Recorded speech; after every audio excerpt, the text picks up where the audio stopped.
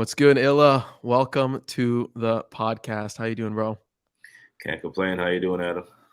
Good, man. I'm happy to have you on. Thank you for being a part of season 5, music, NFTs, videos, and CCO. And you're here, obviously, because of your music background, being a fucking killer producer in the space, but now making a name for yourself in crypto. Okay, so I always like starting with an introduction. Who the hell are you? How do you introduce yourself to someone that doesn't know who you are? And then also, how did you get into crypto? I'm illaDaProducer. I'm a Grammy-nominated multi-platinum producer. I've worked with everybody from MegTheStallion to Future to Gunna to G Herbo, Eminem a lot, and the list goes on and on from there. I got into crypto because I did half of Eminem's Kamikaze album, and then I also did the record Kill Shot where he dissed MGK, and that record got me a pretty substantial publishing deal. And an admin deal at that, to where I was able to keep most of my my ownership of my music. So I had a nice size publishing deal, and I just kept hearing from people close to me like, "Yo, you're not letting your money work for you. You're not letting your money work for you." So it was um, Thanksgiving. Around Thanksgiving, a friend, mentor of mine named Pooh Bear, hit me and he told me about crypto because I was like, I'm going. He's like, "What are you doing?" I was like, "I'm about to go buy a chain." And he goes, "Do do me a favor. Take the same amount of money you can spend on that chain and buy some crypto. Buy XRP." Oh man. So I was like, you know what? Fuck it. Pooh Bear is so instrumental in my life. He's the one who helped me learn how to write and arrange songs. So I'm like, fuck it. I'm just gonna buy the crypto. So I bought XRP, and the shit with the SEC came out, and so Damn. that was my first lesson into crypto. That's what got me into crypto. All right. All right. So did you end up buying the chain? Later on, because I got Yeah. Bitcoin after that and took some profits and bought the chain. How'd you get your start in music? That's another crazy story, man. I got started in music after graduating college. I Okay. moved to Miami, and I was getting into a lot of trouble. I was doing things I wasn't supposed to be doing, and because Miami's expensive. So I had caught 2 charges, and I had just um, got my baby mother pregnant. So I had a daughter on the way. So I'm tripping. I'm like, bro, I can't get no more trouble. My lawyer's like, you get in trouble one more time, you get deported, because I wasn't a citizen. So boom, I'm in Miami and I'm trapping. So I'm over at Scott's storage house and we just smoking weed. I was everybody weed, man. I could say it on here. Yeah. Just, you know what I'm saying? That's how everybody knows me, and that's how I started, right? So Mm. I'm at Scott Storch's house, and for like a week, and I'm sitting there trying to figure shit out, and I just be smoking and vibing, going to the club, kicking it with girls, and I'm just seeing him, his manager keep coming in like, yo, the front end, you ready?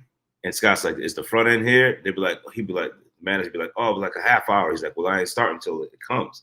So finally, I'm like, what's this front end you keep talking about? Is that a car or some shit? What you talking about? He's like, I thought he was talking about the front end of a whip because he has so many cars. He's like, nah, front end is my money.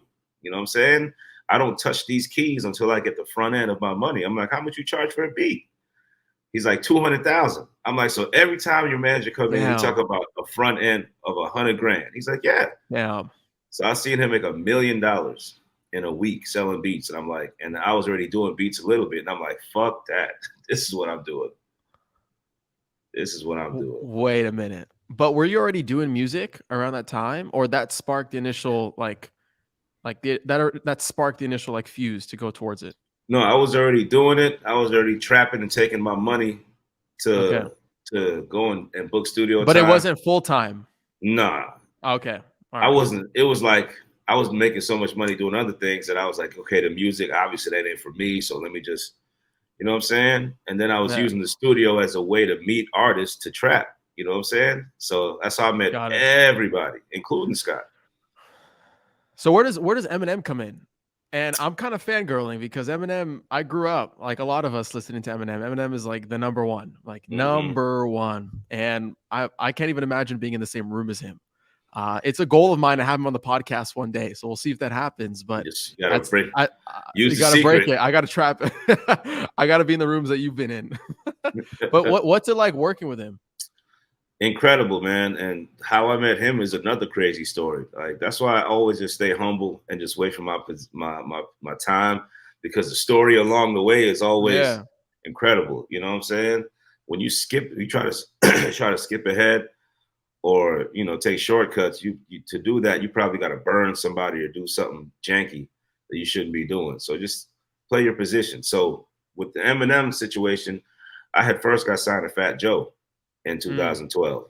So he believed in my music, and we worked exclusively for like a couple years, and I did all the music that he put out. That's how I was able to work with Future, French Montana the first time, A$AP Rocky, Lil Wayne several times, a bunch of people. So then he went to jail for tax evasion. He went to jail for a year. So during that time, I was just grinding and trying to sell beats. And at that point, I was selling beats for around $5,000 a beat.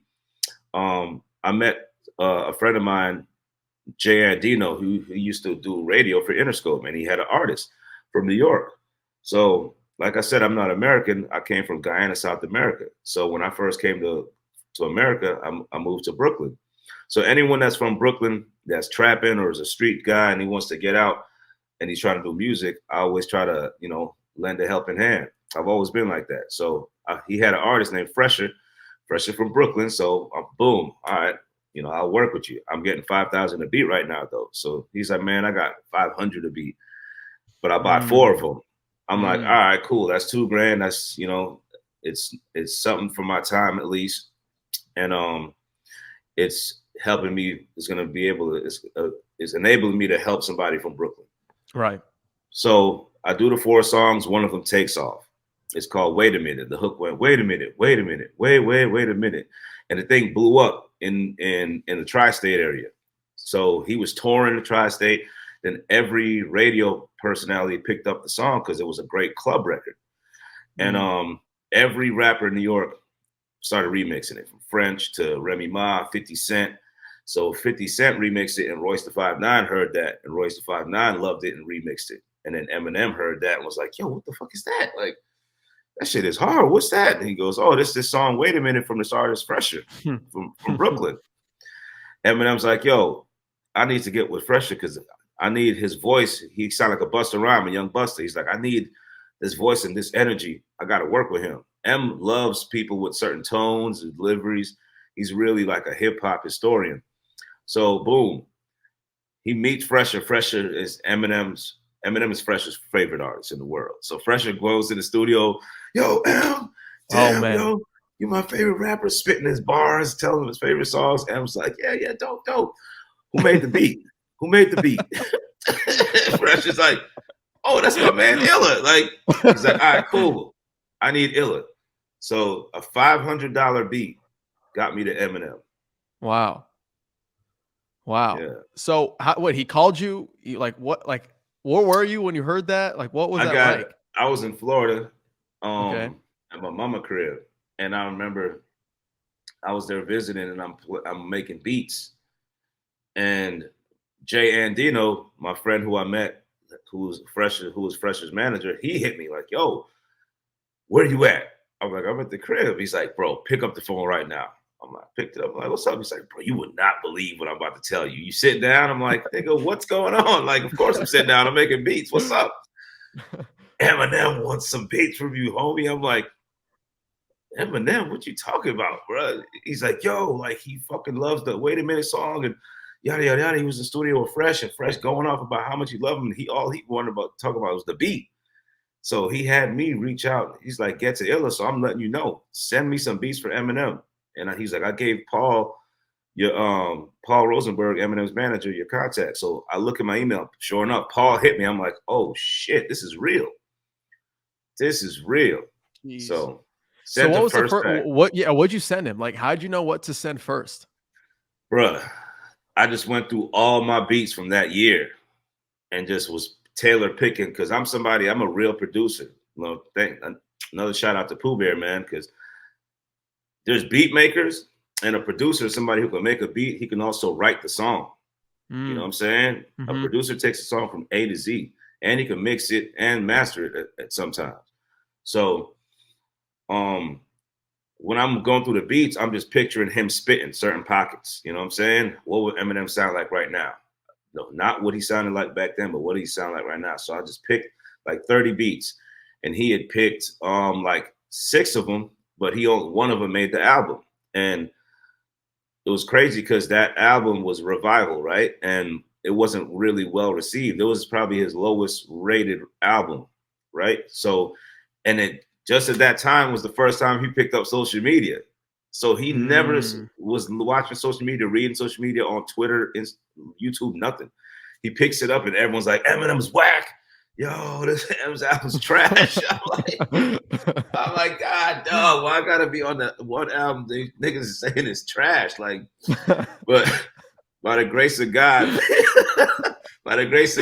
people fell in love with 2 songs, and mine was one of them. Wow. So I'm a dude, man. I appreciate people who come into my life and help me out. So I could tell that was probably hard for him. You know what I'm saying? Without knowing. So I'm sitting there emailing them like, yo, Em, like, fuck these motherfuckers. Like, you know what I'm saying? Like, they try to negate your legendary, like all the shit you've done. You're a fucking legend, certified. Like you're Jay-Z, Lil Wayne, Kanye, everyone's favorite rapper, #1 or #2. So I'm just giving them all this motivation, you know what I'm saying? But as I'm saying this, I'm like, yo, but at the end of the day, this is how social media work. So if you read between the lines of the hate, they telling you what they want. They be like, man, fuck this. He should be doing this. You know what I'm saying? And I was like, so they want you to snap on some trap beats. They want you to do the new flows. And as I'm sending these emails, I'm putting beats in there, like something like this, something like that. So boom, I'm sitting there, and like 3 months later, I think 3 or 4 months later, maybe less, I see an email from my lawyer. It's like, yo, you did some songs with Eminem. I'm like, really? He's doing another album? I'm like, okay, he's coming back from Revival. I see it, and it's like 5 songs. I'm like, what the fuck is this? Oh, shit. And it was an EP, and I did every song except for like 1. Yo. Wow. Adam, I almost lost I still could feel that feeling, bro. It felt like I was like a firework went off of me or something. I was hot. I'm like, holy shit, what the fuck's going on? so I didn't know that as I'm sending him these shits, he's recording. As I'm giving him the emails and giving him, he's recording and literally like, you know what I'm saying? So then Venom comes along. Venom, the movie comes along. And they needed, I guess they needed an album from him. So he was already working on this body of work. It was going to be an EP. So then he put the whole thing out, added a few more songs, and put it out as the Kamikaze album with the Venom single. You know what I'm saying? I wouldn't doubt if you got a big old bag for that too, because the movies, you know what I'm saying? They pay for the whole album, promotion, everything. So yeah, man, like that's how I ended up doing like half of that album. Yeah. So that probably that changed your life from like that point on, huh? Hell yeah.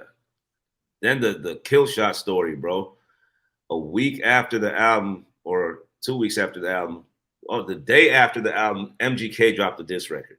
And the shit was hard. The shit was hard. I remember that. I'm like, oh shit, MGK going crazy. I'm like, but he set himself up for the legendary. I'm like, because M is not that nigga to play with. Like, is he forgotten? I'm like, oh, he clout chasing because M about to chop his head off. So I hit Tracy, my point person, with M, and I'm like, yo, you hear this shit? She's like, yeah, I told Marshall just ignore the shit. She said, matter of fact, if he responds, I'm gonna kill him. So I'm like, all right. I'm like, but just in case, I sent her some beats. I'm like, and then I'm sitting there thinking later that night, I'm like, damn, I sent my boy Giggs some beats. Shout out Giggs. He's one of the biggest artists in London. And he always wants horror movie beats from me. That's what he says. Send me horror movies. That's what you make. Oh, okay. So I'm like, all right, boom. I got some horror movie beats that I sent to Giggs. I sent him 3 of them. And I'm like, let me see which one he didn't use. So he used one of them. And then the other 2 he didn't use. And one of the beats was Kill Shot. So I sent that one at 8 at night. I never forget. I'm like, yo, Tracy, here go one more, just in case. I know you said y'all, you know what I'm saying, but just in case, here go the murder beat. 2 days later, I hear my lawyer hits me again. Mind you, at this time, bro, so much shit was happening. Yeah, like, it's all over the place. I had an artist at that time, and every label wanted to sign him. So I'm like, it's going crazy, right? So boom, my lawyer hits me. Yo, you got another song with Eminem? I'm like, he's like, yeah, they already set the invoice. You're already getting paid for it. I'm like, wow, that was quick. It was Kill Shot. I sent that beat. He didn't even ask for the files. So I'm like, okay, well, I guess when they release it, they're gonna ask for the files. They never asked me. So that Kill Shot song that broke the Guinness World Record, that's my mix. Wow. And M mastered it and flamed, ended MGK rap career. Now MGK do rock music and shit, but his rock music is hard. But that was it. That Kill Shot was it. You know, there's a level of being persistent and feeling uncomfortable and then not giving a shit and just keep on pounding and keep on driving. Where does your persistence come from? I come from a third world country, bro. I remember, like, man, literally, like, sometimes, like, I didn't have to, but I used to take, like, baths in rainwater, like barrels of rainwater, because our family would send us these barrels with like all these clothes and food and rice and VCR tapes, like, so you could watch movies and shit, because like there's no channels in Guyana at that time, you know what I'm saying? So it was crazy, man. It was really crazy. But yeah, that's where my persistence comes from, because I wasn't born in this country. I first came to the country. I never forget the first day I landed. I was eating McDonald's, and it took me 2 days to finish, because it was, to me, it was so really. Yeah, yo. Really. Yeah, man. So, like, I didn't grow up in like a grass hut or no shit like that, but you know, I come from a third world, country.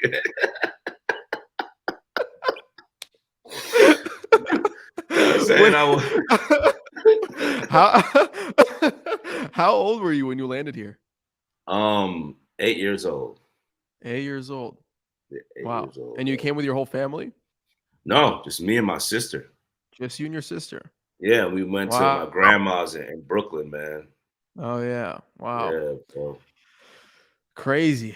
You know, there's something about being an immigrant when you come to America or an environment as like America, that there's a reason why I feel like immigrants stand out from the rest than someone that's typically born in America and is born to everything. Coming from my side, my dad is an immigrant. My mom is an immigrant.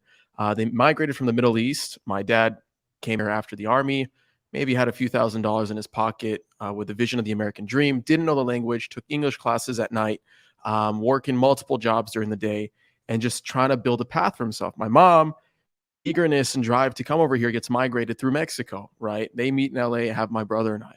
But there's something about that level of persistence, that hustle, that drive that immigrants come with and that immigrants possess, that I haven't seen kind of like through any other natural born person or native born person in America, for example. Now, I'm sure there's outliers and I'm sure I'm going to get shit for that. But I guess the takeaway from my comment is immigrants just do it differently. And when you're put in an environment and you move to an area where there's more opportunity and there's more freedom, and you see a lot of success stories left and right, and you feel that you could be a part of that, you know, you could be that. I think there's like a level, there's a layer, there's a grit, there's a layer of hustle that immigrants just possess, and proof, like literally proof yourself, you know, having that level of persistence of being, hey, just one more. You know what comes to mind right now? There's this meme of it's like these two guys, okay, same guy. One of them gives up as they're digging a hole, and you'll see like a diamond at the end of the picture, and then one below him keeps digging, you know, despite the troublesome activity, finding the diamond and just like winning, right?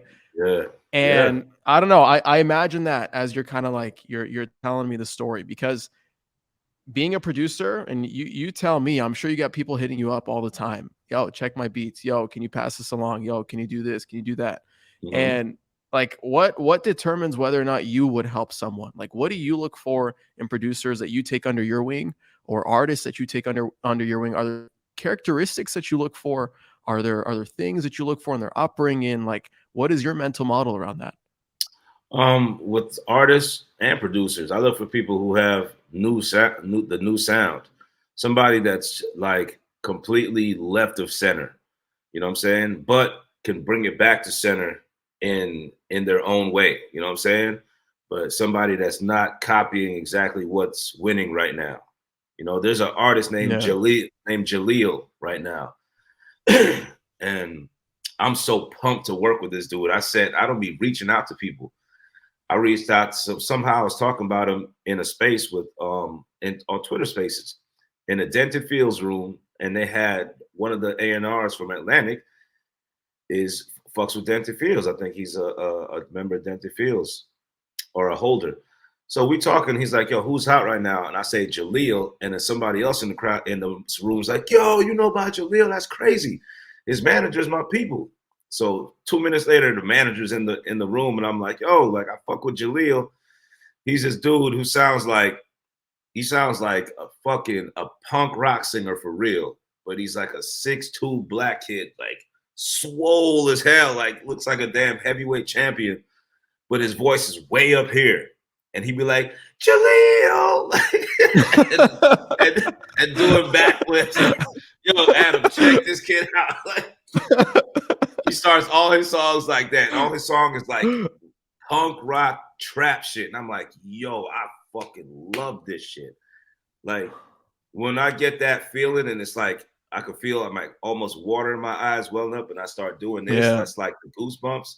I Yeah. felt the same way with Little Pump and XXX. That's how I was able to work with Little Pump. Mm. I'm mad I didn't get to work with X, but it was lined up because one of my good friends was close to him. And coming to find out, he used to come and watch him and Ski Mask used to come watch me and my friend make music together. And I didn't even know this. Wow. Wow. So yeah, I just look for people like that, man. People who do shit. And I'm like, yo, what the fuck? Like, that's how I was with Travis Scott when I first heard his beats. I'm like, what the fuck, bro? Like, it's so dark and different and breakdowns with these analog synths. So that type of shit is what I look for. Which also kind of like transitions into your latest project or your project in crypto, the WhoWho's Treehouse, right? And giving more opportunity to up and coming artists, producers, musicians, etc., with the ability through your network and what you've built for yourself, and kind of like share that success and share that love with others who join the community through the NFT, right? From what I understand. Yeah. Yep. So can you give us a quick intro? What is WhoWho's Treehouse? How did that come to fruition? And like what is the biggest takeaway? WhoWho's Treehouse is my music NFT project. It's very unique because it's a profile picture project mixed with music. So once you get a WhoWho, right? The WhoWhos are 3D owls. They're super colorful, super swaggy. You know what I'm saying? And each of them have a beat attached to it. So if you're a singer, songwriter, or a rapper, you can take that beat and record to it. We have a website called the Hoodio that you could go and it's token gated. You enter your wallet, put your wallet, or connect your wallet, and then it'll read what WhoWhos you have, and then you can download the beats. Once you get the beat in your possession, you can record a song to it. So we have a submission period. Our first one opens up on Friday, actually, that you can submit your songs, and then me and my team listen to every song. So if your song is dope, I'll put it in front of the biggest publishers, the biggest A&Rs, the biggest labels, the biggest artists, and the biggest execs in the game, because they hit me all the time, Adam, for music, and I don't have enough. So, with this project, I wanted to actually do a real utility, because when I hear like NFTs in the space is so cluttered, there's so much noise, there's so many bad actors that are using the words that are dear to us that really mean shit to us. They're using it as a buzzword, from community to the roadmaps to tokens to play to earn, metaverse, all this shit they put in the roadmap as utilities, and they never even give you a t-shirt. Yeah. So when I hear utility, I think of something that solves a problem. Well, my utility is solving the problem of all these dope artists and dope creatives around the world, from India to Iran, Afghanistan, Africa, Asia, Suriname, Philippines, you name it. They could be dope and be in these areas of the world and not have a platform to get themselves heard. Well, with my NFT, that my utility actually solves that problem. It gives all these artists a platform. It gives them exclusive access to me and my network, because I can't multiply myself a million times. But with this NFT, I can actually tokenize myself and tokenize my network and give it to all these amazing, talented people. So what are the risks with doing that? So when you open yourself up to that extent, right? And you build a community, and the utility is a promise of some sort of, if you have a dream, you have a vision, I can be your metaverse mentor to an extent, right? And help you get to where you want to be. If you sound good, if it sounds good to the ear, I can present it, etc. Like, are there any risks with that? Like, and anything come to mind with that? Or if not, I mean, I'm just curious to see, like, how are you thinking about the entire curation process, presentation process, selection process, and the pros and cons of like doing that? The risk and the con is the amount of time. Okay. But luckily for me, I have well over my 10,000 hours. I probably got like 50,000 hours in the studio by now. Shit. So my ear is trained to know a hit within 15 to 30 seconds. I know it sounds crazy, but that's just what it is.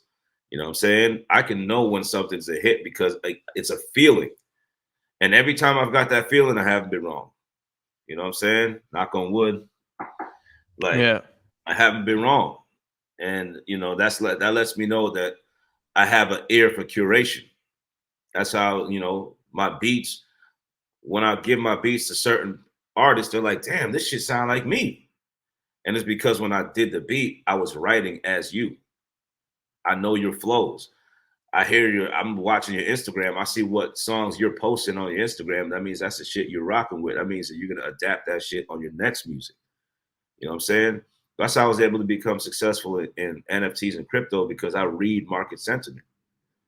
You know what I'm saying? So, and the other, like another pro of it is that, say you're a dope artist, and in the 15 to 30 seconds I listen to you, but you're like here instead of here. You know what I'm saying? I'm like this instead of like, ooh. So I'm gonna give you, if you're almost there, I'm gonna hit you directly, be like, yo, check this out. Do this, do this, do this for your next submission, because this is your strong points, this is your weak points. You know what I'm saying? And we do that. We have a space every Monday, an open mic. And if you pop into open mic, you'll see me doing that to the people who come up there to rap. Once, if you don't make it, it's not, yo, get off the stage. It's like, yo, you didn't make it because of this. Work on this and then come back next week. And we've only done it 3 weeks. And the guys who were on the first week, they're starting to come up and get to the finals by the third week, because they listened on the first week. And I'm like, yo, y'all motherfuckers are getting really good. Like, and there's people who weren't there on the first week that I trust and that trust the ears. And they're like, yo, this is hard, man. To pick these guys is killing. I'm like, yo, y'all, in my head, I'm like, you should have heard these motherfuckers the first week. They was not nice like this.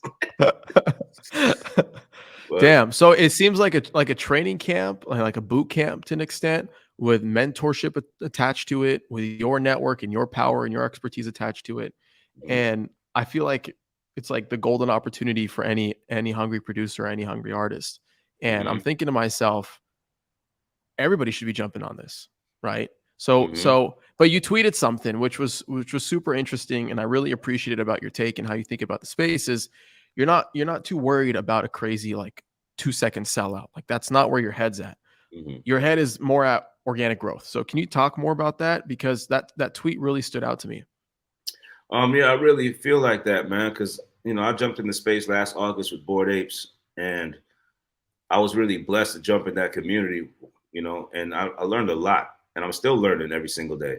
But I learned about the real meaning of the community, and I watched, just from me going to business school, I watched how this model that we have right now, where we upfront and we load all these people with all this money upfront without delivering a business plan or having any expertise to deliver the things they put in their roadmap. I'm like, this isn't sustainable.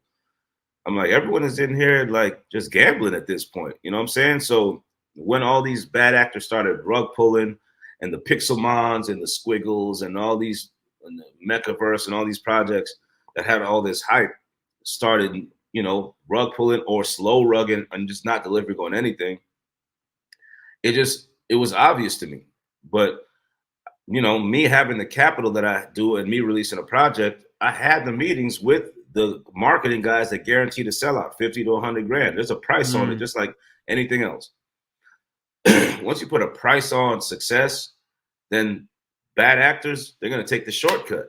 Yeah. Like, yo, like, so wait, I don't got to even deliver shit. I just put these things, metaverse, play to earn gaming, and token in on a website, and I'll spend 30, 40 racks on a website, 100 racks on marketing, and I could make tens of millions of dollars. So of course guys are gonna do that shit. Anyone who has capital and just wants to get to the money and realize this is just a free-for-all, you know, they were doing that. So I'm like, man, I'm watching this shit and it's pissing me off because I really love this space, man. I show up every day and I'm in rooms all the time because I love gaining this free information nonstop. And I'm like a hound dog for free information, man. That's my thing. I want to get smarter faster.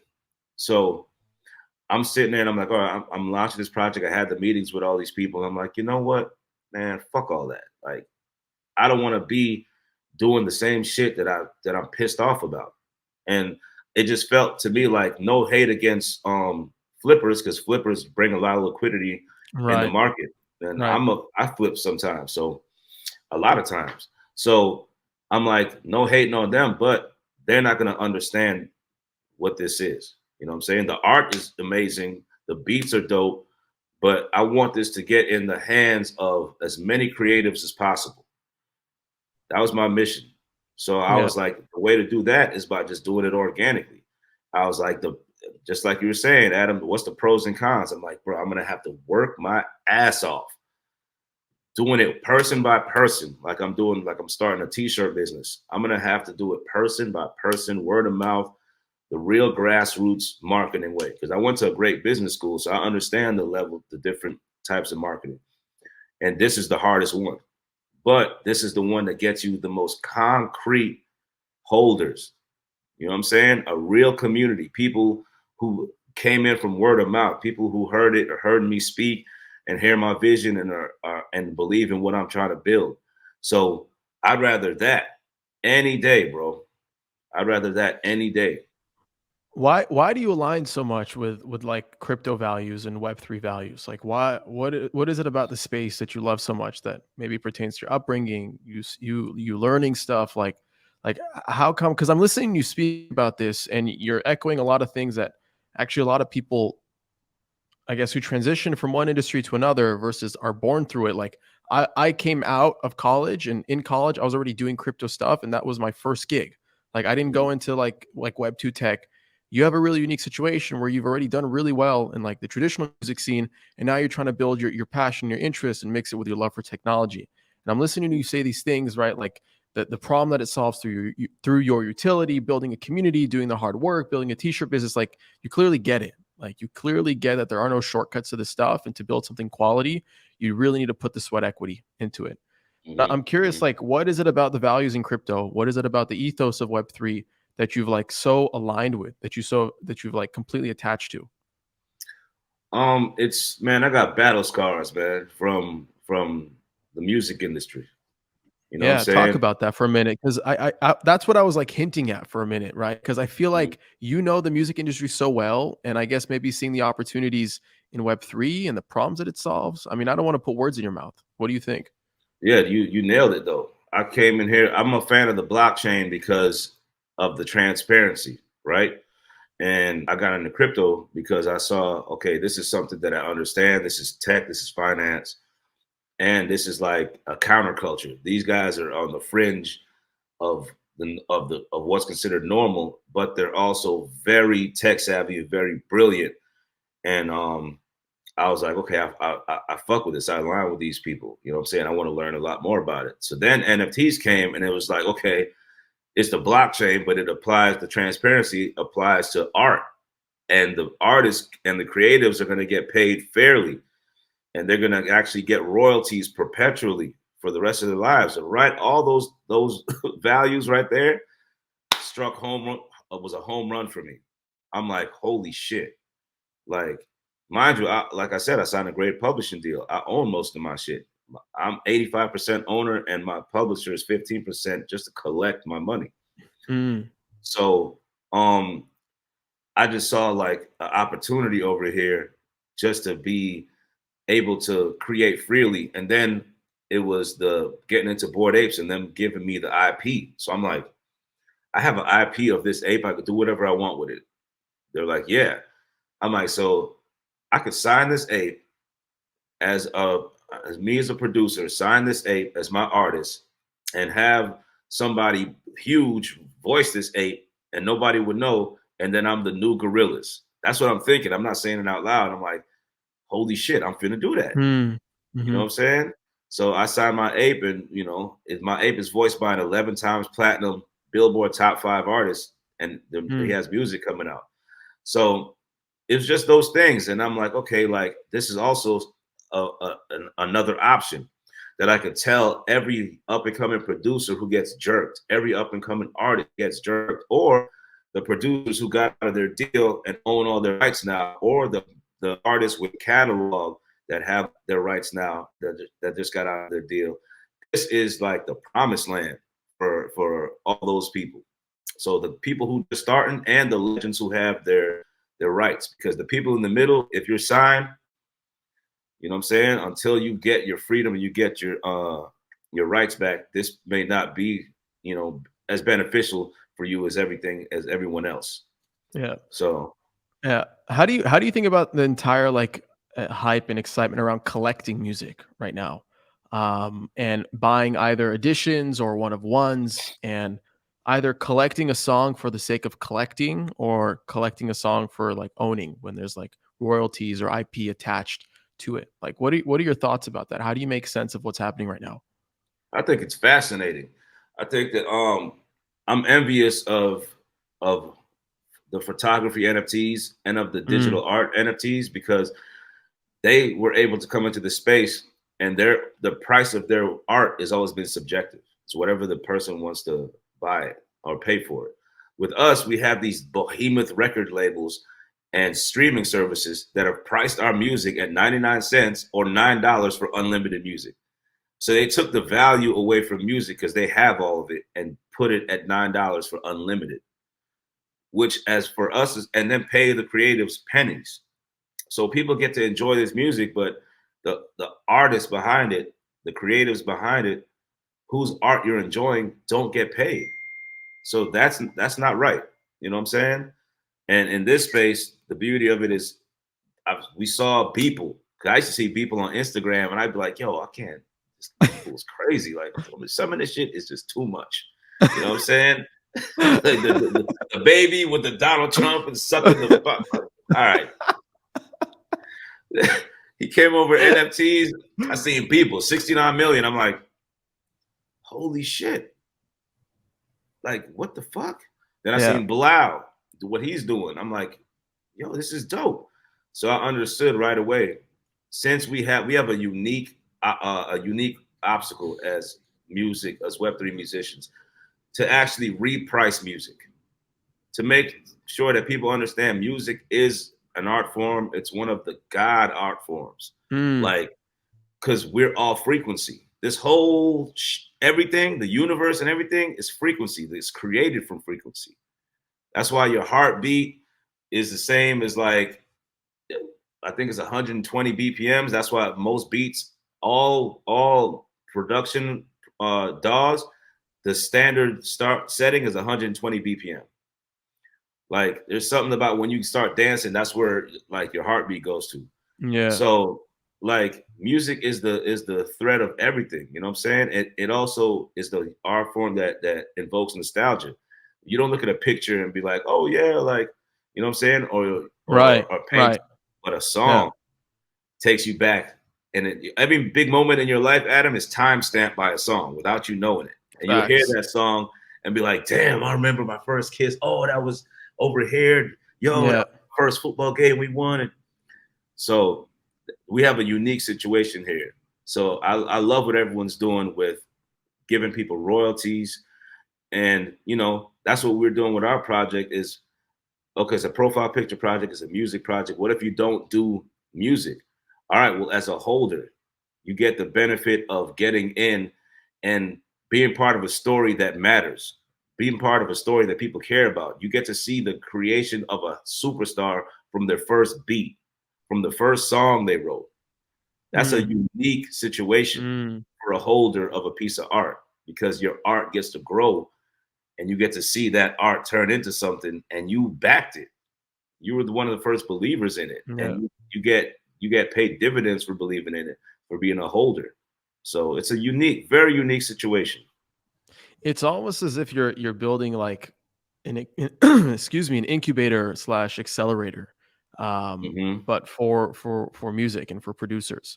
Hmm. And I'm not too in tune with producer culture or the producer scene. I'm really just taking what you're telling me, but from what it seems like, it's like one of the first of its kind, at least. From that unique point of view, offering your level of mentorship, offering your level of like boot camp esque environment where you give feedback and you have them iterate and you come back and get 1% better, 1% better, and 1% Hmm. better, and 1% better until it gets to the point where you feel it's like presentable to all these contacts in your network that you kind of built for yourself. Hmm. I think it's fascinating. And this story and this belief and this narrative around music is an art form, and for whatever reason we've just grown to accept that it is worth 12 bucks a month, $9 a month, it is worth 99 cents, because that's just what's convenient for the end user to enjoy a song that you spent god knows how many hours kind of producing, how many Hmm. years of effort and skills you've built just to get that one hit in place, right? People don't think about that. They just No. go out to the club, they go out to the party, they listen to it. All right, I fuck with it. It built a memory for me. It has that mementos, right? And we move on. But what should that experience be worth then? Like what do you think is the right value for that? And why are NFTs like the right medium to capture it, you think? Big picture.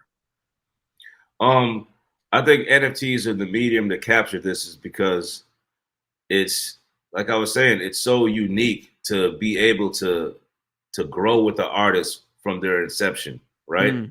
Hmm. And to actually get experiences like, okay, if I'm like if I hold this artist gold NFT, I get a percentage of the royalties. If I get the platinum NFT, I get to meet him in real life for at all their shows. I get free entry and backstage passes to literally all their shows. Now, if this artist grows to be Ariana Grande level, they actually you have the NFT and they actually have to honor that.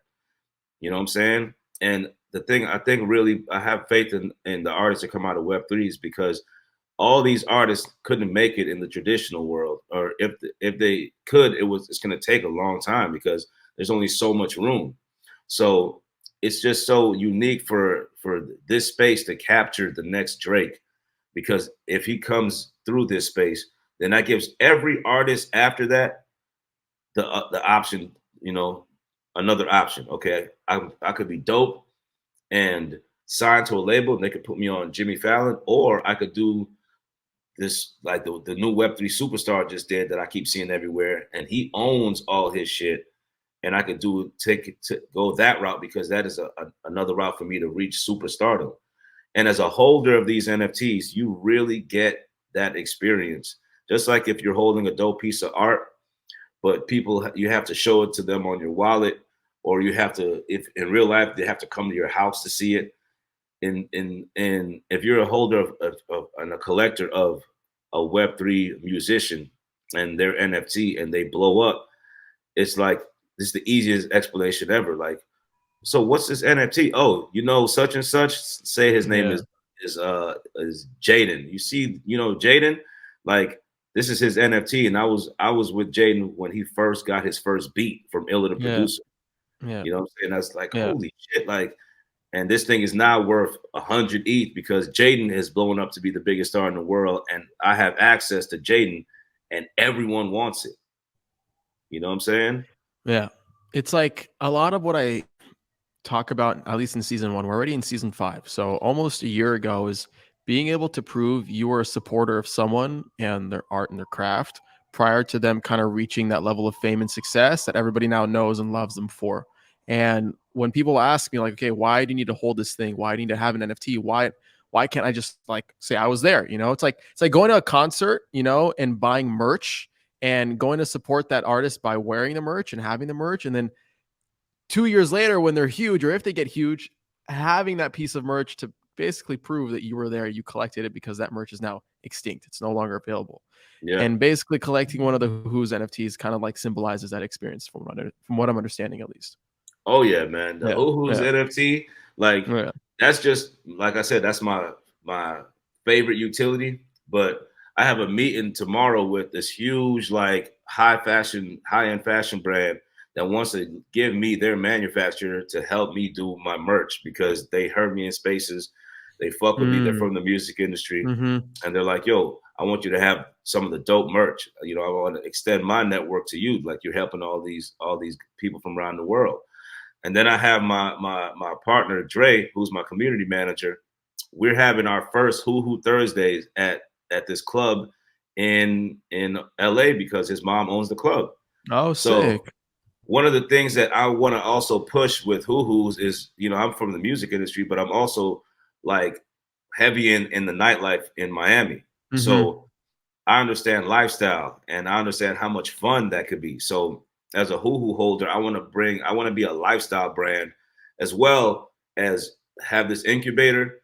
If you don't do music, we have to also, you know, like give something back to our holders and add value to our holders that don't do music, that are just along the ride for this experience. They love the art, they love the beat, they love the artists that we're Mm. incubating, and Yeah. they also can't wait to go to our in real life events because our in real life events, Illa's gonna call motherfucking is gonna call Polo G, or Illa's gonna call Sway Lee, or Illa's gonna call YG, or Illa's gonna call French Yeah. Montana, and have our party be up there competing against, you know, Bored Apes and Doodles and Yeah. everybody because Yeah. I have all the artists in my phone.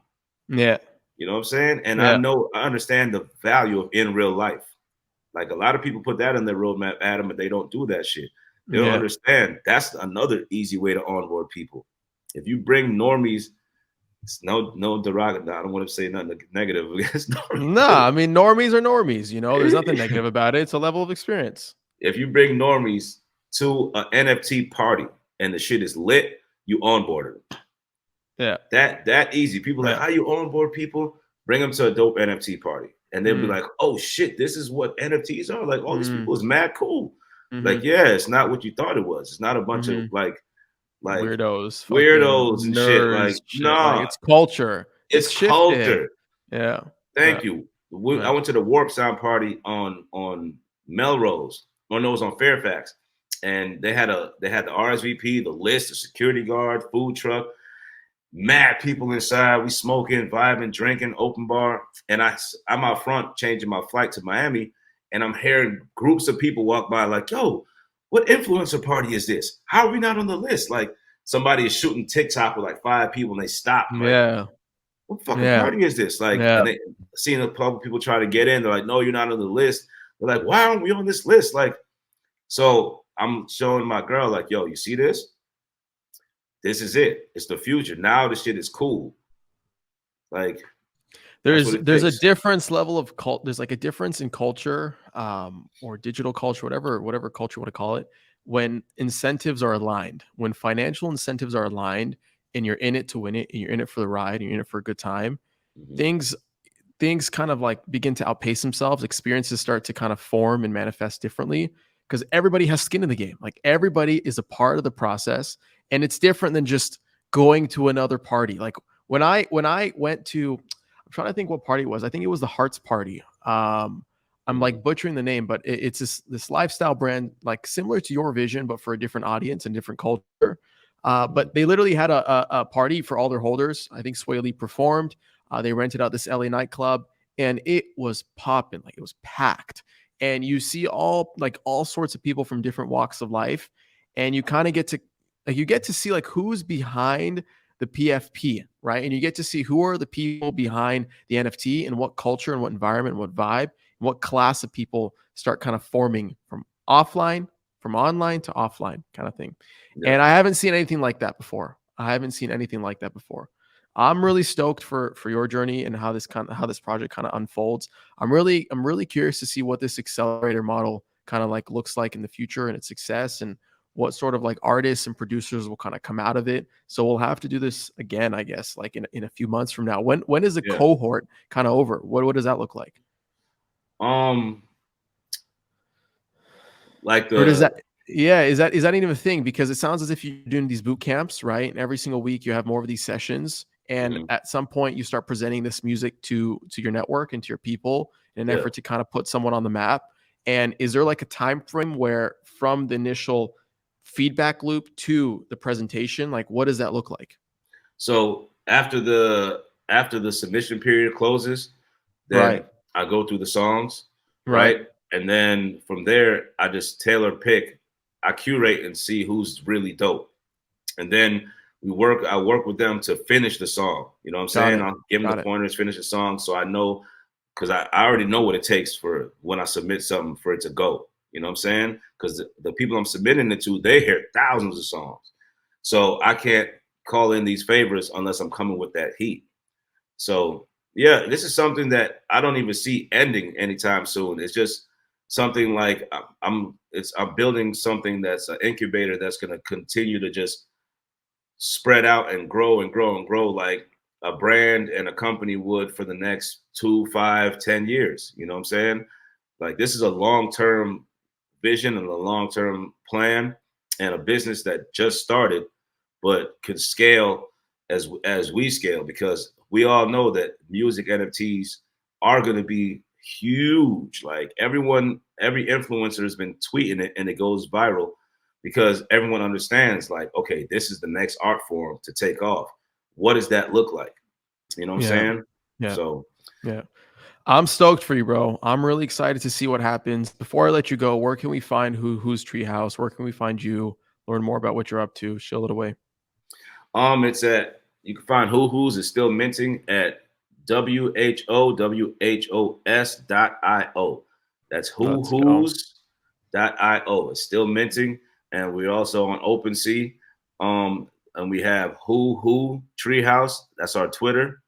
WhoWho's Treehouse. That's our Instagram. I know it's different, Hmm. but something happened with the other Instagram, the Twitter, so it happens. I'll tell you this much. When I met you at NFTLA at one of the after events, and you Yeah, kind of showed me your vision on the spot, showed me what you're about. I remember like looking forward to the drop date. I collected a few myself. I don't remember how many actually. I think one or two. I don't remember. So I'm excited to see how this thing unfolds. And you're gonna say one more? yeah. You can follow me on Instagram at illaDaProducer and Twitter Sick. illaDaProducer. Sick. All right, Yeah. my guy. This was fun. We'll do this again soon. I appreciate you, man. Thank you. Adam, thank you so much, man. Thank you so much for having me, man. It was You got it. amazing.